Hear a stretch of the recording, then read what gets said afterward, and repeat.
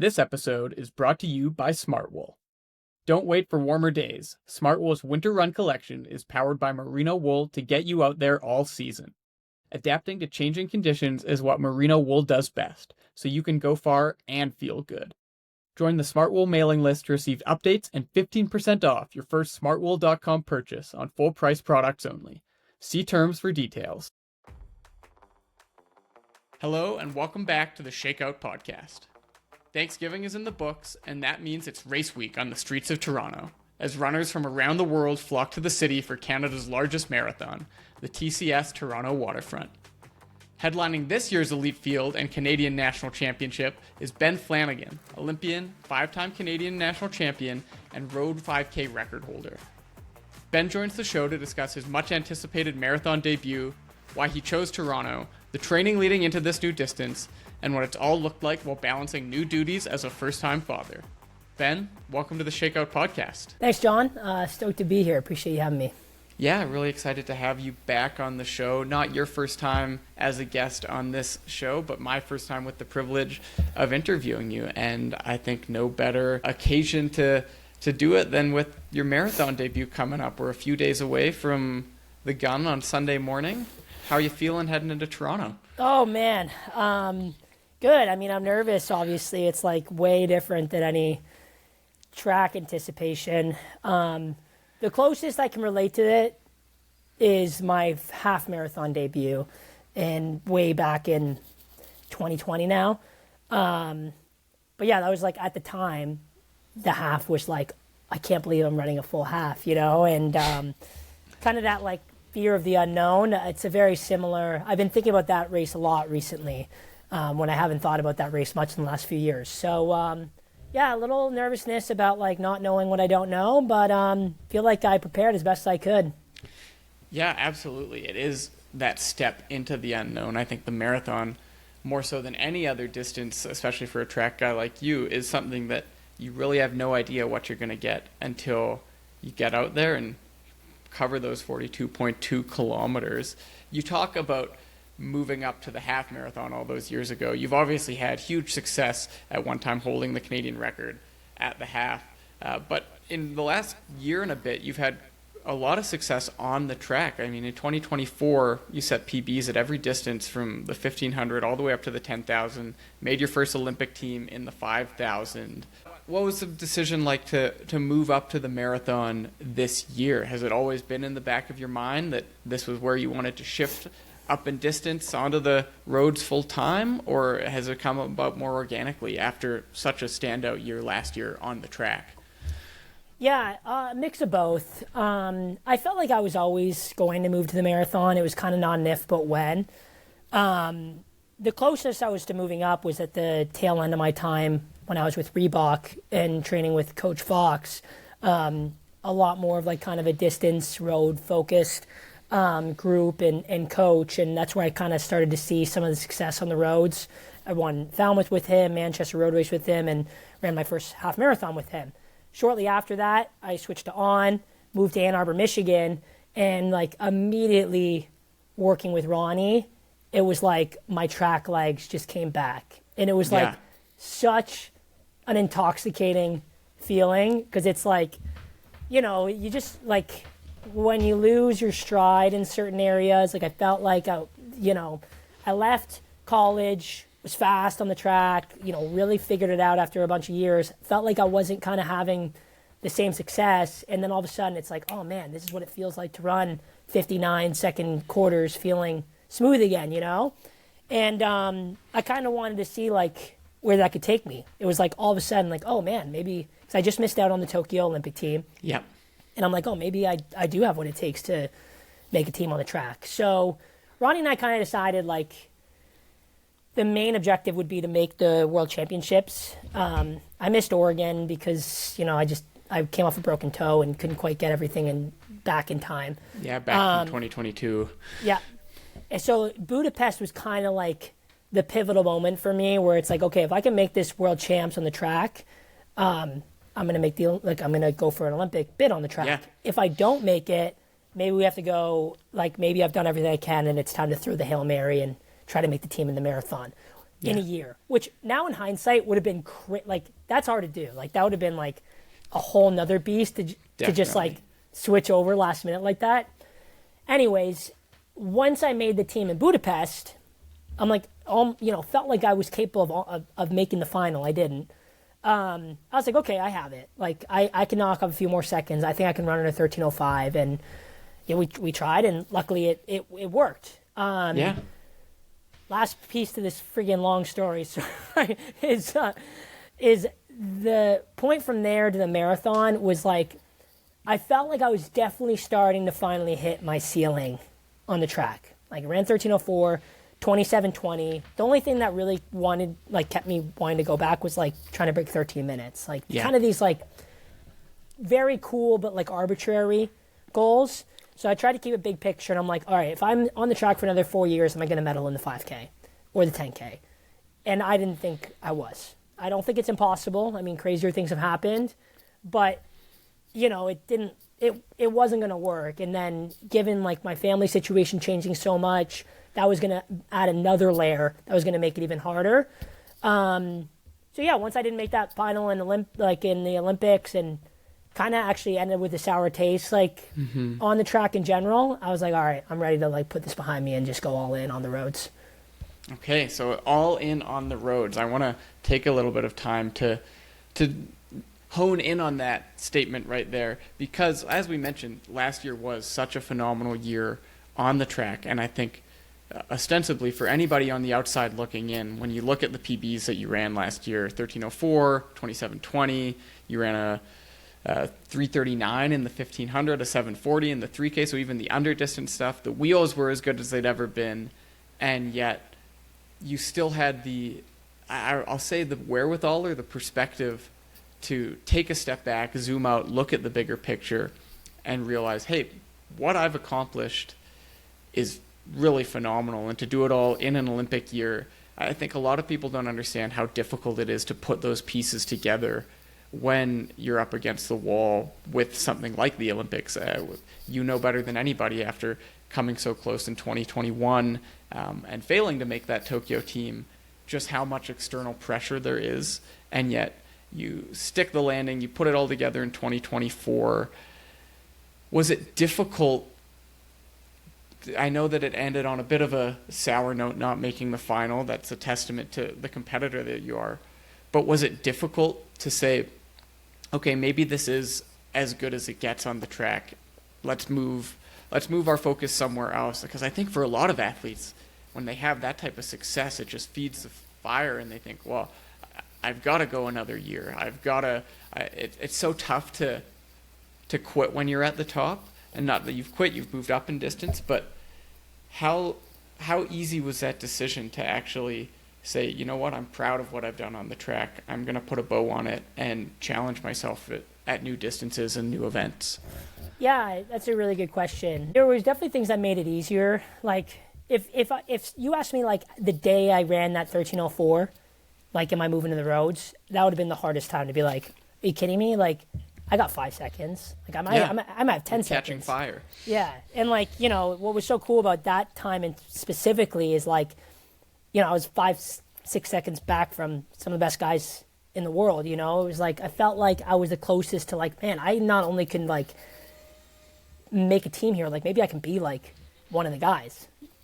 Fast forward, I wasn't, but there's that moment where like I really thought, yeah, it's close enough you can taste it. Exactly, and like that is like peak time to make a mistake, because it's like you just want it so bad, and you're coming off a huge surge, already getting way better than you've ever gotten before. That like screams, take a break, chill for a second, and like that's the last thing you want to do, because you just want to eat more,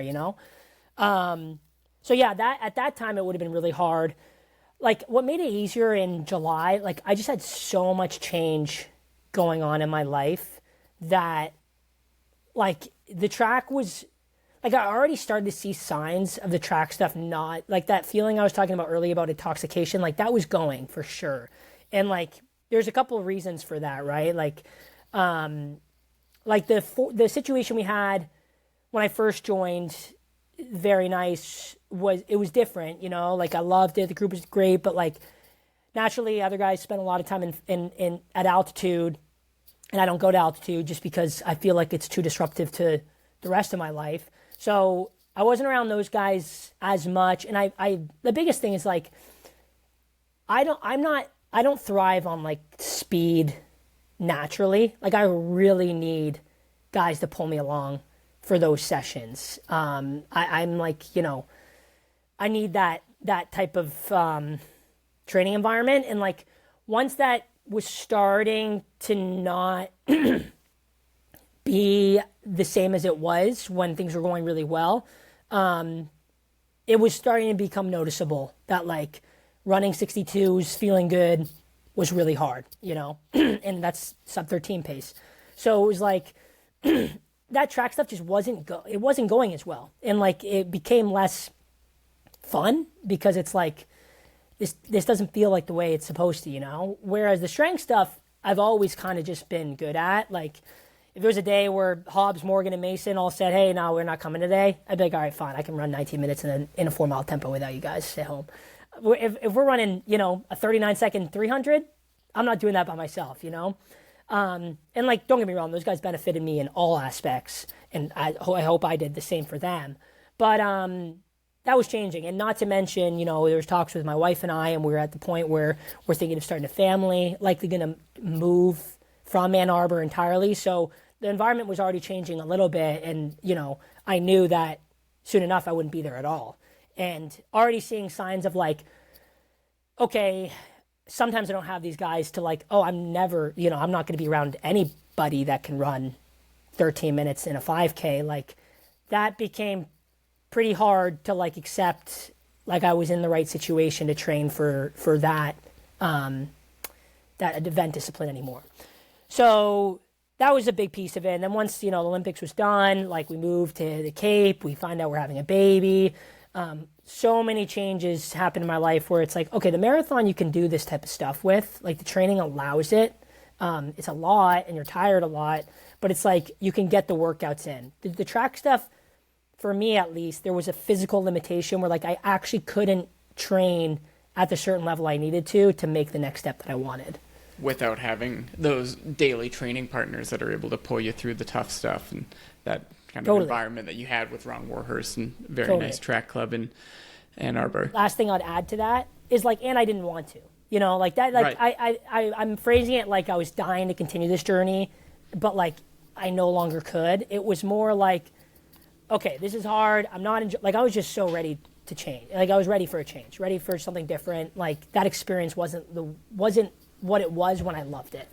Right. And to be able to make that decision on your own terms is really rare in this sport. You see a lot of people forced out of an event after making a go at it and not being able to reclaim the peaks that they'd gotten to in past years. And I think you've taken a kind of a novel approach in proactively moving up in distance while you're really at the top of your game on the track. That said, I think we'd be remiss not to mention that you've been a stud on the roads for years. Even during your track career, you've always had this ability to win races on the roads. You talk about that Boston University 5K where you were just a few seconds back of real world beaters on the track, but on the roads, you've been the guy that others have been chasing for years now. I even look back to your first race as a professional. I believe it was Falmouth, which incidentally has been where you've set down roots now. But you've just always had this way on the roads that seems effortless and natural. I've had the misfortune of having to race you on the roads, the privilege of also being able to watch you on the roads at different times.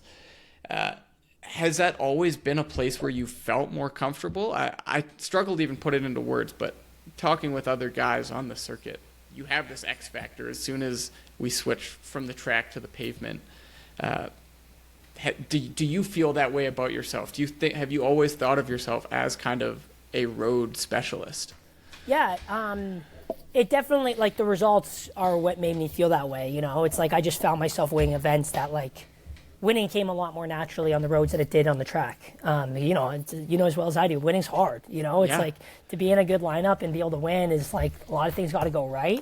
And it just happened more on the roads. I was like, and it's not It's not something I've ever really been able to put like my finger on, but like I notice it more for how difficult the track is for me. And like there's environments where people do things on the track that I just can't relate to as much. The roads, I just feel like I don't feel that. You know, I don't feel as limited. Like I was in a conversation with someone else about this on another podcast. We talked about like similar thing about like natural and fit with the roads. And like my worst nightmare on the track was the time trial. It's like, and fortunately ended up being one of the best races I ever ran, which was the Olympic standard. But generally speaking, it's like lining up in a time trial. For me, like some people feel like, oh, just let the race take care of itself. I'm like, how? Like that doesn't work for me. Like this is freaking hard. You got to be out hard, stay like on it in the middle, and like that's like that to me is hard. Whereas the road stuff, it's like it's just feel. You know, it's like I feel like I got a good sense of like what everyone's effort is around me. I feel like I've got good instincts of like staying within myself, so that like relative to the race distance and making less mistakes. Really, like that's where people lose on the roads is. They make mistakes. And I've seen really good track guys, when they get themselves in trouble, even when they're better than me, is they make mistakes because they feel too good at certain points and do something that they shouldn't have. And then on the roads, it can just cost you a lot. And that's not something I've like, I guess, and like, it's just kind of what I've noticed from doing it for long periods of time. But that's changed a lot too. You know, I mean, like, a lot of guys have gotten a lot better on the roads too. The bar's been elevated a ton. So like I don't feel like the same athlete I did in 20, you know, I don't know what that span was, maybe 22 and 23, where every road race I was like, I can win this. Now I'm like, man, like everybody's breaking 61s in the half marathon. Like if you want to stand out, you got to break 60 in the half. You got to run 206, 205. Yeah. And those are things I think I can do, but like not right now. Like I need to definitely find that groove again before I like hit those benchmarks. When you talk about hitting those benchmarks and starting this new chapter of your career, what was the rationale behind Toronto? What has this always been a place that you've thought I'd love to debut there? You talk as well about that kind of more racing focused style that the roads lend themselves to versus time trialing. This also is a national championship. Did those factors were they factors, I should say, in your decision to make your debut on the streets of Toronto at the Canadian Marathon Championships? Yeah, totally. Pretty much for all the reasons you mentioned above. I mean, Toronto is like, it's awesome just to be a part of the Canadian running, and like, you know this as well as I do. It's like, because you don't run in Canada a lot, I mean, you run in Canada more than I do, but it doesn't mean you don't want to, right? Like the expectations of the sport pull you to California 5 times a year, Vancouver, because like that's where it's happening and that's where you have to go to, and Vancouver's obviously Canada, but you know, you get my point. It's like you have to go to certain places to hit these times. So, and a lot of times it conflicts with like Canadian races you want to be at. So to be able to decide like I get to run, you know, a big event in Canada, is awesome. And to like peak for it, like that's exciting for me because it's not something I get to do very often. The racing aspect was definitely pretty significant. Like winning the Canadian Championship, attempting to win it, that is like, that's become a goal that for me is a lot better to focus on than like distracting times or like a place at, you know, if I went and ran Chicago last weekend for a debut, like the amount of mistakes I could have made in every single K of that race, like you go out and 65-minute pace in Chicago on Sunday, like you're sitting in 35th, 40th. You might have finished, you know, maybe, I don't know where Galen finished at 209, maybe 18th, 19th. But like, that's hard, you know, when you're like making a debut and you got 35 guys ahead of you and maybe more. So I knew like an event like that would pose greater risks. Whereas Toronto, not that like there's going to be guys that run, you know, possibly 205 or faster, but like it's easier to separate like, okay, where do I belong in this field? What's a goal that I can accomplish? And like, how can I avoid making mistakes? Those are kind of the main things I'm trying to do. And trying to win the Canadian Championships basically checks all that boxes. Could have been different if like Rory and Cam both decided to line up too. Then all of a sudden you have to make other decisions like what are those guys going to do? But like we've got a great field that to me is like it could go either way. You know, if I make the right decisions, I'm fit enough, I think I can win. If Andrew Alexander's fit and ready to go and decides to run 2:08, like that's a hard guy to beat. So I feel like I'm in a good place to just focus on racing, especially this early in the marathon career, to let those like future stressful time trial type of events happen down the road when I'm ready for them.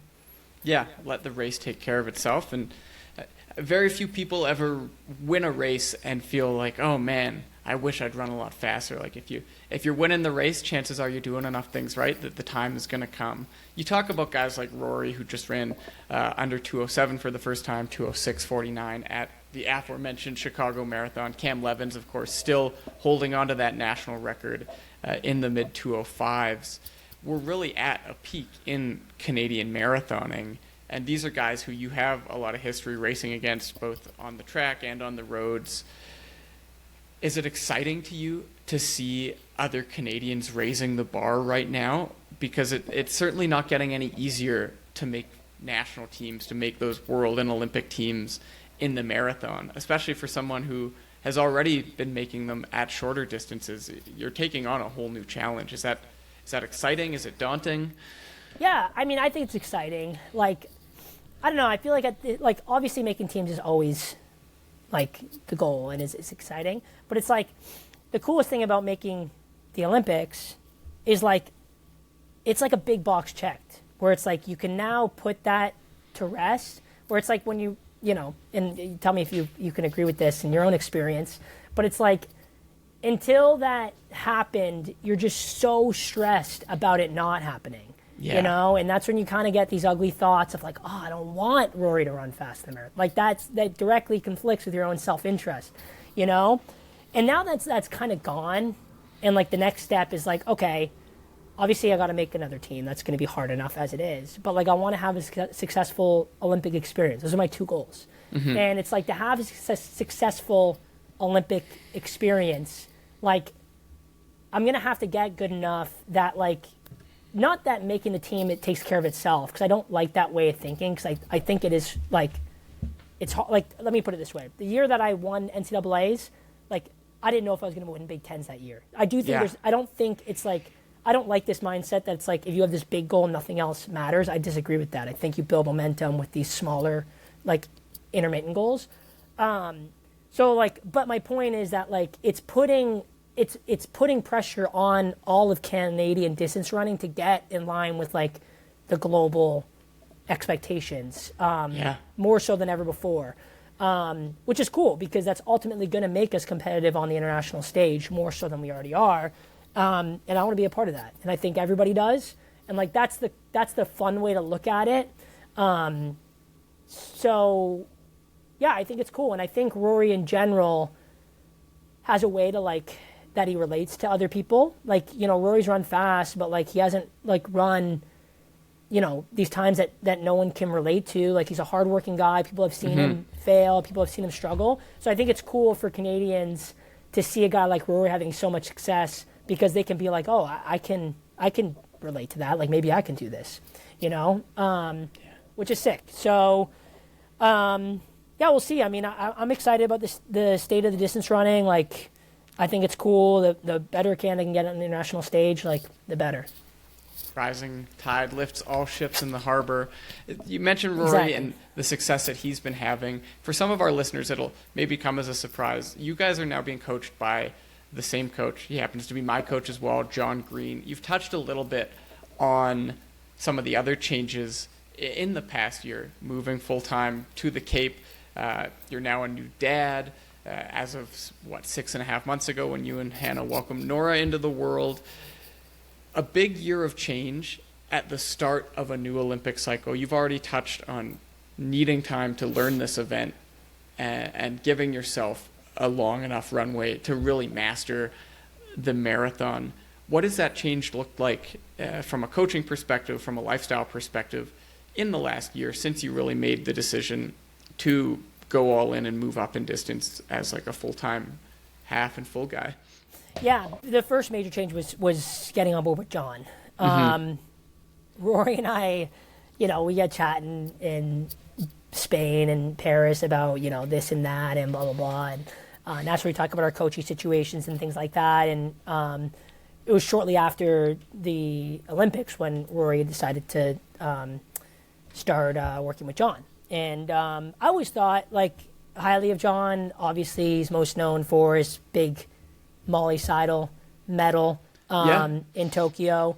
But, Rory and I competed against, especially me, I'm a bit older than Rory. I competed with Jon in the NCAA. We're the same age. You're exactly the same age, same incoming freshman year and everything. And he beat me a lot, actually. I really only got him at the big one at the end. So I get way more credit for our, wins and losses, but he definitely has a winning record against me.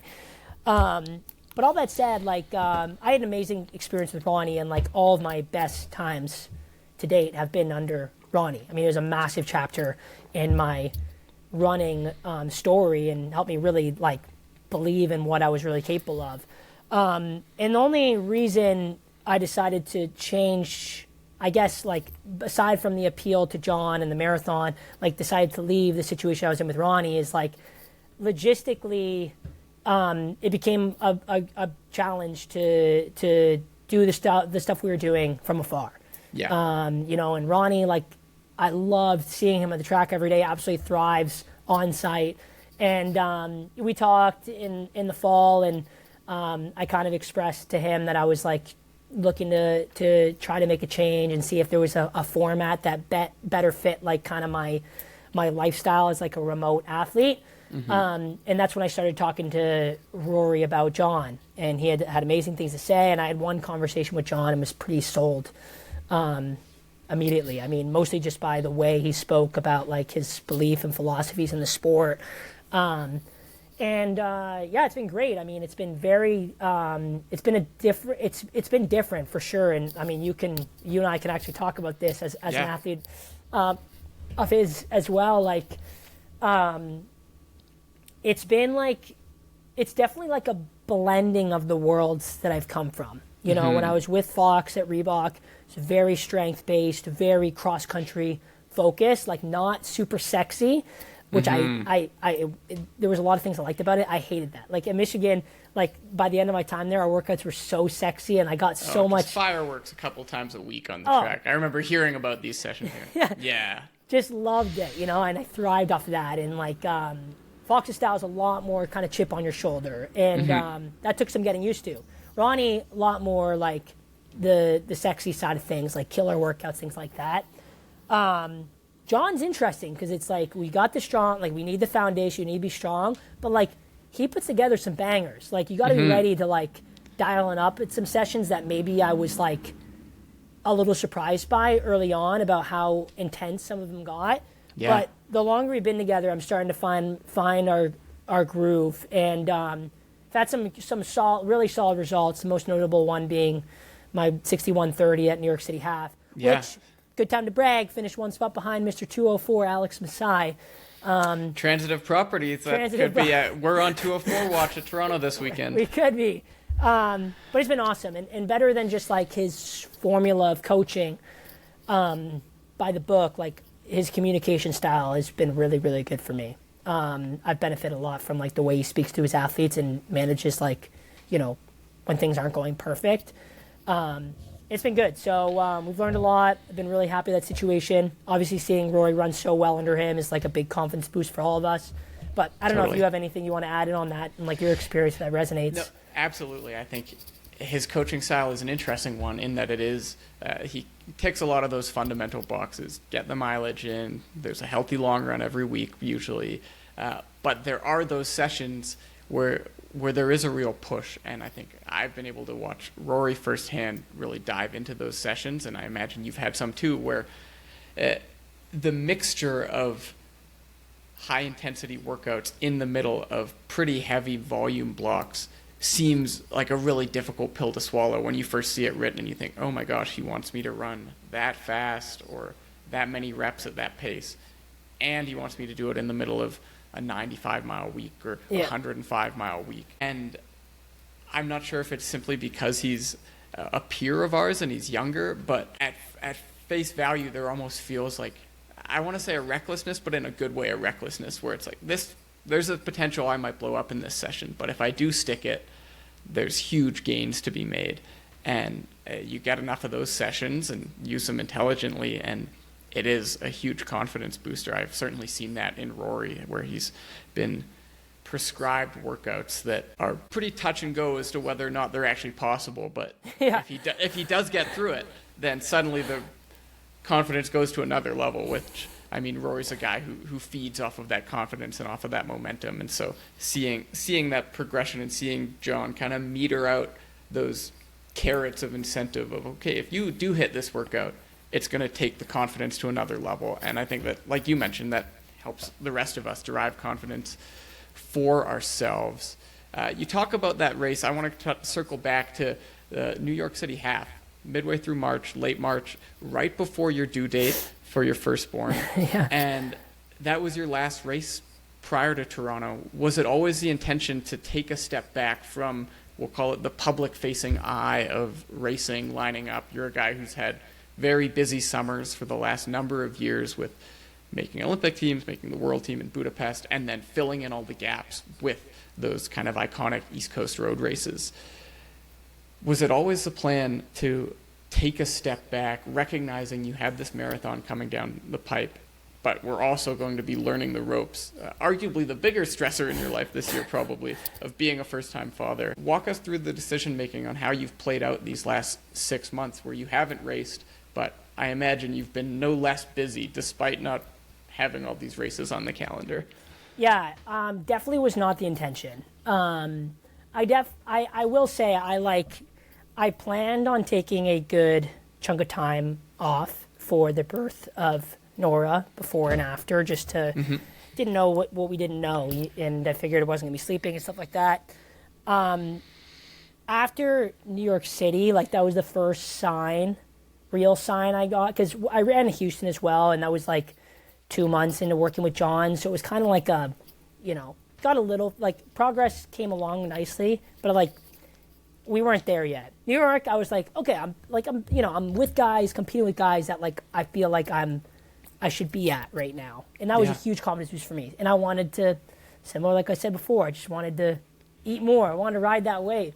So so I decided to sign up for or commit to Ottawa to chase the 10K record, and which I felt good about. And that was not inherently a mistake. Like, I think it was totally doable, but I just got way too caught up in it. So it's like a week after Nora was born, kind of tested the legs, and I was like, oh, I actually feel pretty good. And I wasn't sleeping great, but like every time I tested the body, like it went. So I just basically like dove right in. And like, this is where I'll defend Jon in this case, because like Jon would give me 70 miles, I'd run 80. Jon would give me 80 miles, I'd run 90. He'd tell me to run a 245K, I'd run 240, 239. So it's like I overstepped basically everything he gave me.